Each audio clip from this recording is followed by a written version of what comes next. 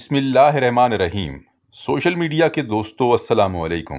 ہمیشہ کی طرح آج پھر ایک نئی اور معلوماتی ویڈیو لے کر حاضر ہیں۔ دوستو، کبھی آپ نے سنا 6 ارب کی بریڈ یا پھر 2 ارب کی روٹی؟ نہیں سنا یا سن کر حیران ہو رہے ہیں؟ آپ میں سے بہت سے لوگ ہنگری کے نام سے یقیناً واقف ہوں گے۔ ہنگری ان دنوں ایک کافی خوشحال ملک ہے، مگر ایک وقت تھا جب ہنگری اس طرح کی بدترین مہنگائی اور ہوشربا افراط زر کا شکار تھا۔ اپنے عروج پر یہ شرح کروڑوں فیصد تھی۔ جس طرح ہماری کرنسی آج کل بے وقت ہو رہی ہے اور مہنگائی کا ایک طوفان برپا ہے، تو ہم میں سے ہر شخص پریشان ہے کہ یہ سلسلہ کہاں جا کر روکے گا۔ آج کی ویڈیو میں ہم سب کے لیے ایک سبق بھی ہے۔ دوستو، پہلی جنگ عظیم 1914 سے 1918 تک لڑی گئی۔ اس جنگ نے یورپ کے بہت سے ملکوں کی معیشت کو تباہ کر دیا تھا اور بہت سی کرنسیوں کو بے وقت کر دیا تھا۔ ہنگری اس جنگ میں جرمنی کا اتحادی تھا اور اس جنگ کے اثرات سے ہنگری کی کرنسی بھی متاثر ہوئی، جس سے نمٹنے کے لیے ہنگری نے 1923 میں ایک نئی کرنسی متعارف کروائی جس کا نام پنگو تھا۔ کچھ عرصے تک تو اس کرنسی نے حالات کا مقابلہ کیا، مگر پھر 1939 میں دوسری جنگ عظیم شروع ہو گئی اور تباہی کا سلسلہ دوبارہ شروع ہو گیا۔ اس بار صورتحال خاصی خوفناک تھی۔ ہنگری اس بار بھی جرمنی کا اتحادی تھا اور شروع میں اس نے کافی مضبوطی سے جرمنی کا ساتھ بھی دیا، حتیٰ کہ 1941 میں جرمنی کی طرف سے سوویت یونین پر حملے میں حصہ بھی لیا۔ مگر 1942 میں جب جنگ کے حالات بدلتے دیکھے اور ہنگری کو لگا کہ جرمنی یہ جنگ ہار جائے گا، تو اندر خانے امریکہ، برطانیہ اور اس کے اتحادیوں سے مذاکرات شروع کر دیے۔ جب ہٹلر تک اس صورتحال کی خبر پہنچی تو اس نے مارچ 1944 میں ہنگری پر حملہ کر دیا اور وہاں اپنی مرضی کی پراکسی حکومت قائم کر دی۔ اس کا خوفناک نتیجہ یہ نکلا کہ ہنگری میں رہنے والے 4,37,000 یہودیوں کو آشوٹس میں جلا وطن کر دیا گیا، اور اس کے بعد ہنگری جرمنی اور سوویت یونین کے درمیان میدان جنگ بن گیا، اور بوداپیسٹ، جو کہ ہنگری کا دارالحکومت تھا، کو ایک لمبے محاصرے کا سامنا کرنا پڑا، اور اس سب کے جو نتائج نکلے وہ ہنگری کے لیے انتہائی خوفناک تھے۔ جنگ اور لڑائی کے بعد ملک کی معیشت تباہی سے دوچار تھی۔ جرمنوں نے $1 ارب سے زیادہ کی اشیاء اور سامان ملک سے باہر نکال لیا تھا۔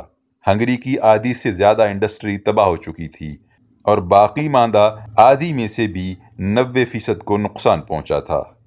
زیادہ تر ریلوے کا نظام اور ریلوے انجن تباہ ہو گئے تھے، اور جو بچ گئے تھے ان پر نازیوں یا سوویت یونین نے قبضہ کر لیا تھا۔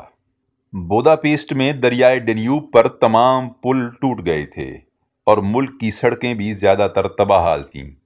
دارالحکومت کی 70% عمارتیں مکمل یا جزوی طور پر ملبے کا ڈھیر بن چکی تھیں اور ملک کی زراعت 60% تک گر چکی تھی۔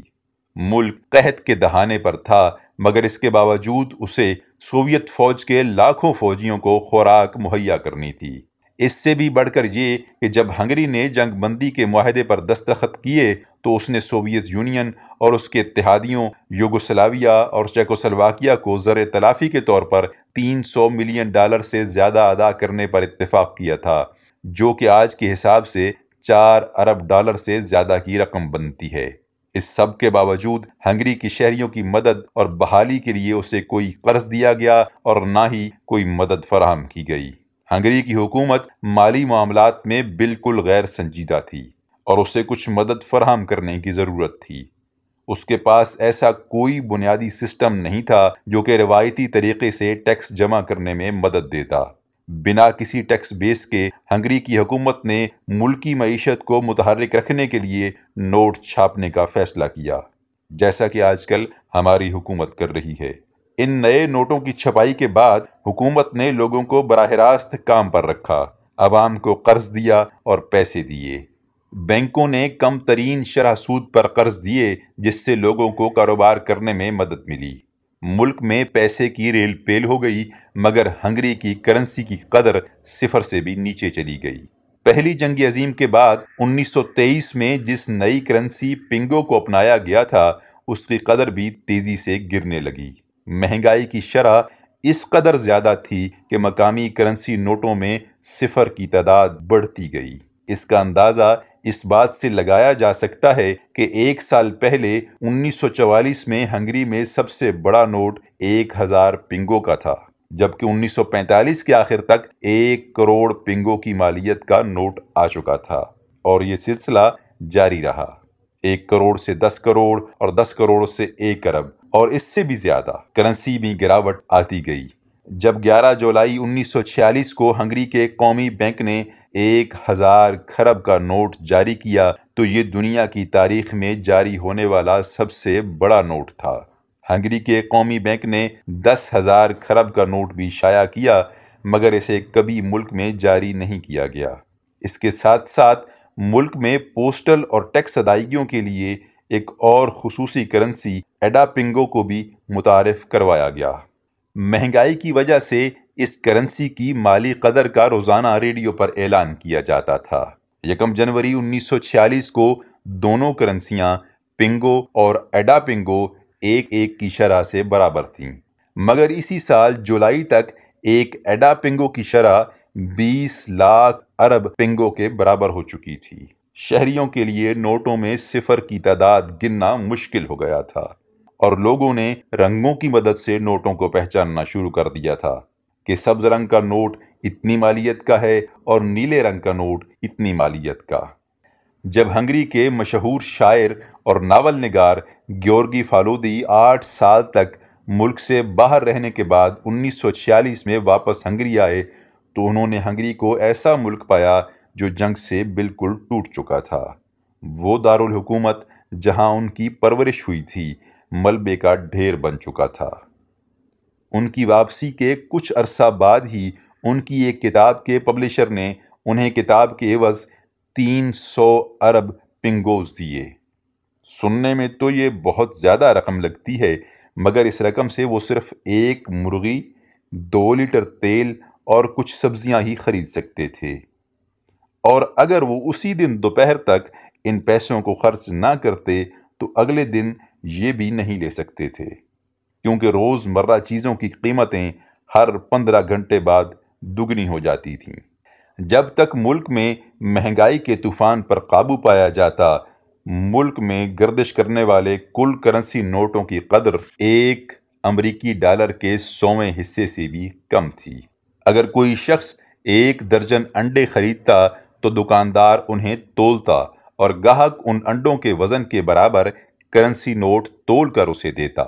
شہریوں کو ملنے والی تنخواہوں کی کوئی وقت باقی نہ بچی تھی، لہذا کمپنیوں نے اپنے ملازمین کو ان کی پیدا کردہ چیزوں کے حساب سے تنخواہ دینا شروع کر دی، یعنی ان کے اگائے گئے آلوؤں یا تیار کردہ چینی کے حساب سے پیسے دیے جاتے۔